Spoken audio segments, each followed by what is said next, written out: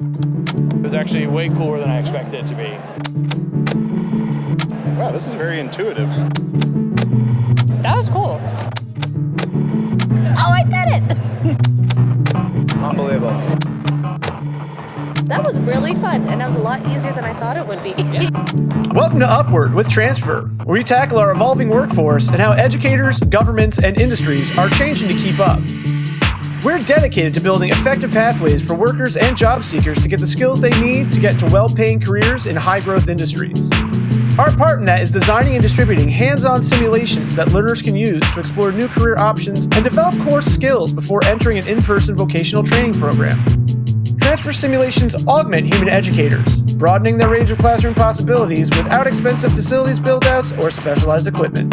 I'm Jack Sislak, Editorial Director at Transfr, and your host for this episode. Welcome back to part 2 of our conversation with Ryan Ott from Big Ideas and Amanda Longtain from Transfr. We're just going to pick right back up and hear about how Ryan and company are using Transfr's Career Exploration 2.0 simulations in the field. Let's jump in. I just wanted to dig into the actual Transfr VR career exploration. This is one of our most popular products, and we really wanted to get somebody to just really dig into it. And had you used the new version and the previous version at Big Ideas? What's your experience been with the product? Tell us more. So we've had the original one, since I think we've had it for 3 or 4 years now. We started a little bit before my time, so I don't know exactly how we got connected with you guys. Sure. I know that there was a conversation and they deployed them. So that first iteration has been great. Like I said, when we go to an event, we have 5 headsets. That's kind of how we stage each of our experiences. So 5 people can be there, and then we rotate through the rest of them. And that has been so awesome. And Joe, our original rep, we have a different rep now. But our rep, actually came to Minnesota and visited us at the state fair too. So he was able to come out and hang out with us for a little bit and see how we deploy things, which was awesome. But that original one is definitely engaging. It's not everybody wants to do everything, but when we just say, hey, put on this VR headset, that in itself is fun because a lot of people have that stuff, but not everybody necessarily gets to try all of these things, So we get them to go there. And then the new version is very good. Yes. We're trying to figure out how we can utilize access to the data for our clients better, right? Yeah. So I know that one of the ideas is although we're the people putting out the event, I'm sure that our clients would be interested to find out where the students are going through, what the interest level of each different thing is during the event. So we're trying to work through that too. And that's a conversation later with you guys. Totally. Yeah. Data and getting you access to the dashboard and stuff like that is a huge part of wanting to make this as useful for everybody involved as possible. So definitely talk to your rep about that. Amanda, if you were going to jump in, definitely. Yeah, I was going to suggest that we get the data to guidance counselors, to ensure that those learners have, the information that they need and the support they need to make that informed decision to choose woodshop or to choose a career pathway that aligns with skilled trades. But I love that you're thinking about the significance of data and the fact that you are acknowledging that could help bridge a really important gap. And it's another valuable service that you get to offer all of the partners that you work with, which is huge. Yeah, it enhances the output too. It's a way for us to stay connected with them and just say, hey, we did a wrap up on the event and here's that data, it's all through. So then, a week or 2 later, we can just have a review and say, hey, how was the event? This is the information that we got. And then we can set up maybe another event or however that's going to work, for our end and for their end. We're heavily schools based. So we have a lot of schools that bring us back year after year. The school is the same, but the students are different. So we can just kind of continue. And now we're finding in the last little bit here that we're doing a spring and fall or a fall and spring school year stuff. So it's that fall time, school's back in session, let's do an event. And then it's that springtime, we're getting out of school. And I really like talking to 7th, 8th graders personally, as far as like that spring event, to get them thinking about the next year's curriculum, the electives that they might have available to them. Do you have a shop class next year and that sort of stuff? So that data coming back through, I think, is a good connection to say, hey, you have a lot of students that really like the automotive section in this, how can you guys use that information better to direct people or connect that with your people? That sounds awesome. Yeah. And really adding value to that career pathway. It's great. And then being able to connect it with that labor market information so the learner understands, wow, like not only is this cool, I feel good about myself, I feel like I have this really positive future ahead of me, but I also might be able to stay in my community and start a family, buy a house, all the things that we want to do as Americans. And so it's fantastic. I love that you're doing the work. And it's mobile, which is so cool. Yeah, absolutely. I think that's one of our biggest. We see a lot more labs kind of coming online. There's a lot more VR, but it does take a considerable dollar amount to set up a lab. I mean, it's hundreds of thousands of dollars to put it all together, which is tricky for nonprofits, and that's where that industry help comes in to say, hey, how can we be helping you? How can we be represented and all that? And to your point, one of our industry partners has an apprenticeship program where they'll teach you diesel mechanics right in-house. Cool. You don't have to go to a technical college.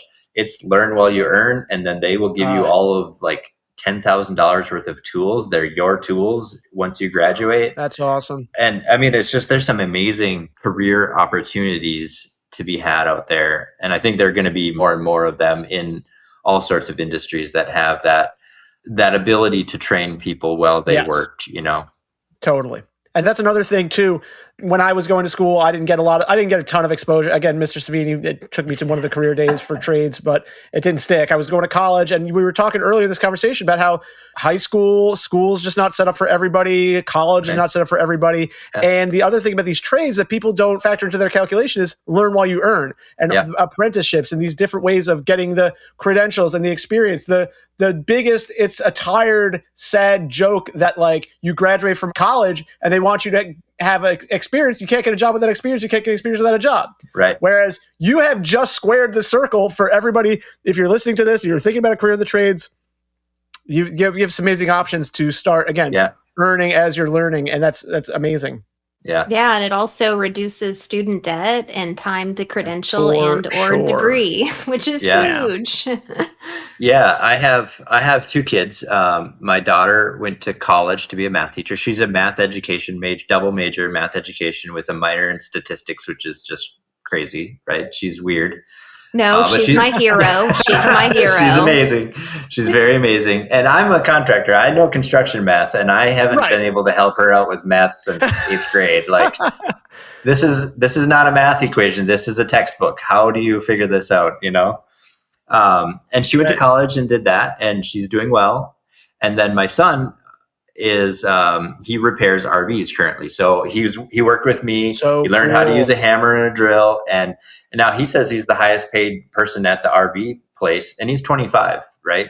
And next to the owner, so the owner and then him, and he keeps moving up, and that they're going to train him how to do estimates, and that's that pathway. Like you can start in the skill, you can start in the field, let's say, or in the labor side of things, and then you move to sales, and then you maybe like accounting, and then you go off to college and learn more about that, Yes. And it's like really building those initial ideas and where am I going to fall, what do I like, and kind of having a business at your back that's willing to move you around too, where he has the ability to work the floor, and then he's going to learn how to do estimates and all of that sort of stuff.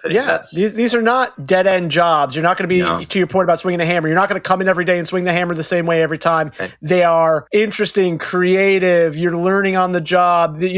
It's not that you might never go to college. You might go to college. You'll go get whatever certifications you need to, like you're talking about, doing estimates, doing the next level of maybe you want some sales training not to throw rocks around, because I think education is always important and you're always learning, whether that's a trade school or a college or, wherever you're going to navigate through.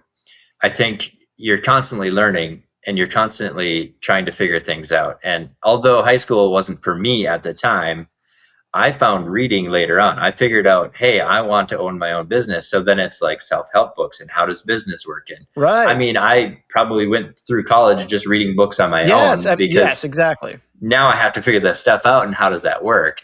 And some people just go to college and figure it out. That works too. And there's no wrong way. Exactly. I think it's just where you're trying to get. And Right. a lot of people in the skilled trades or in trades in general learn about personal pride and accomplishment in a way that you don't necessarily see in other areas.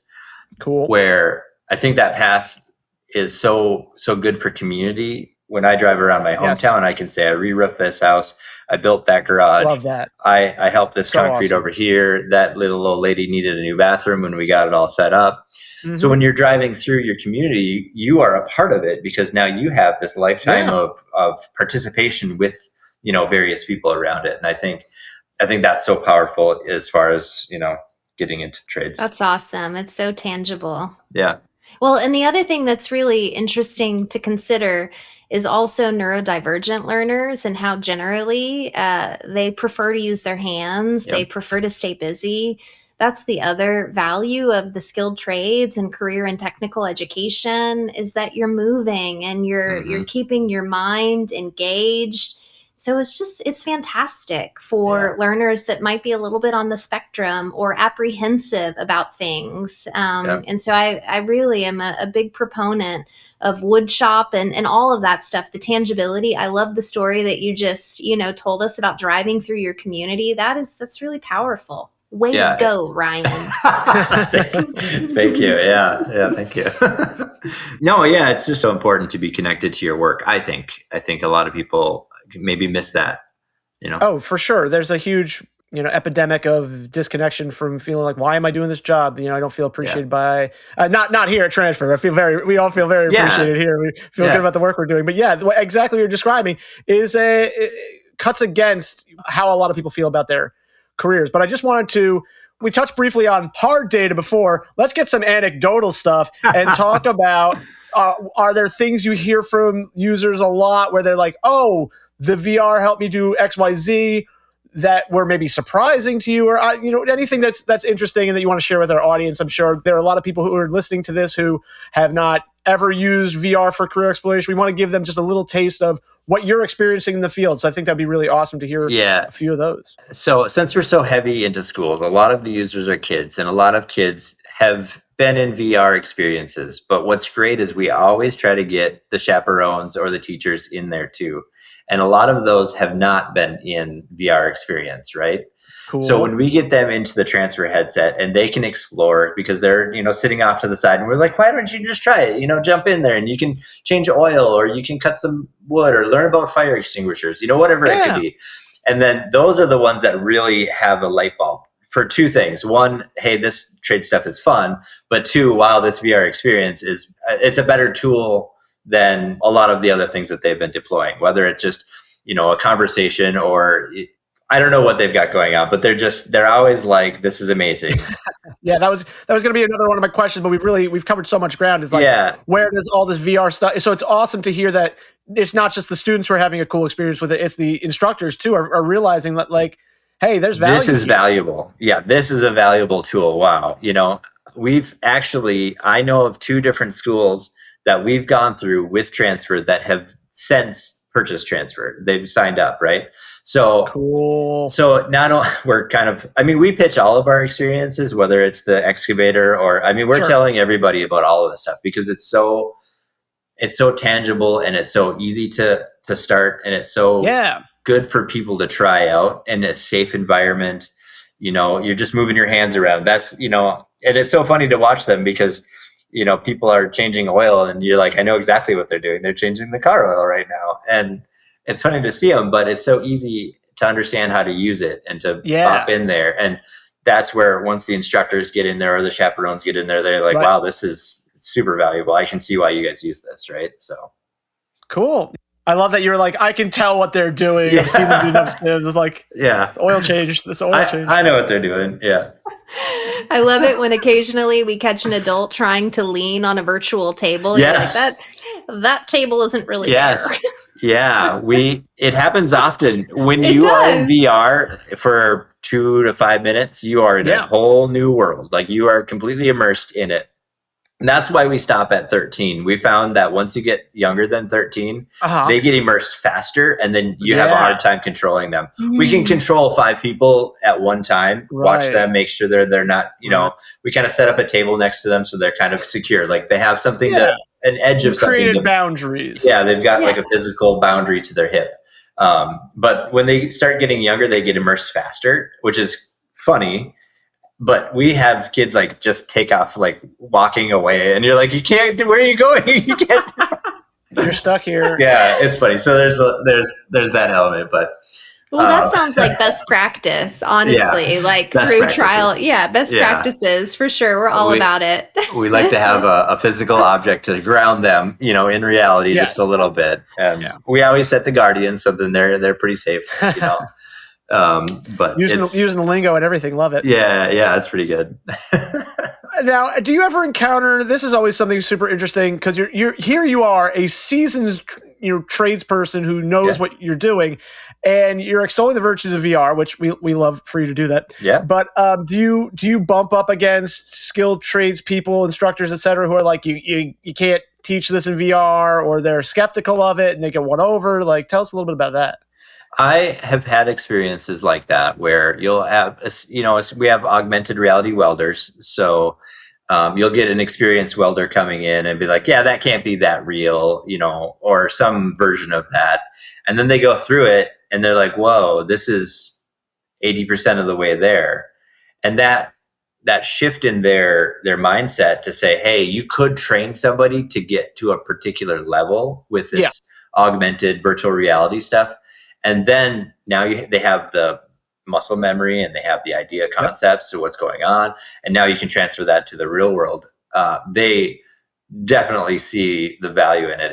It happens on more occasions than not, where you'll have somebody that's an experienced XYZ person, doesn't matter what it is, go through it and they're like, whoa, I wish I had something like that to train my people, because now we're not going through any waste and we're not going through any safety issues, and we're not, trying to figure out how we're going to get scraps of material to cut up and just throw away anyway. And I'm definitely not letting them, do any work on anything of my clients until they prove themselves.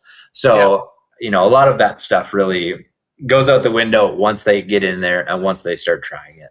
Ryan, I could not have had you as the editorial director here, who is in charge of all. I could not have had you run down the list of benefits from Transfr any better. Exactly what I was thinking. I had slid you the list, like, no, he's got them all. Okay, great. Tomorrow at 9 a.m., just show back up. You'll be good. Amanda, any final thoughts from you? Things you want to kick around with Ryan? I feel like we've gotten so much out of this conversation, and then final thoughts from you, Ryan, and we'll start wrapping up.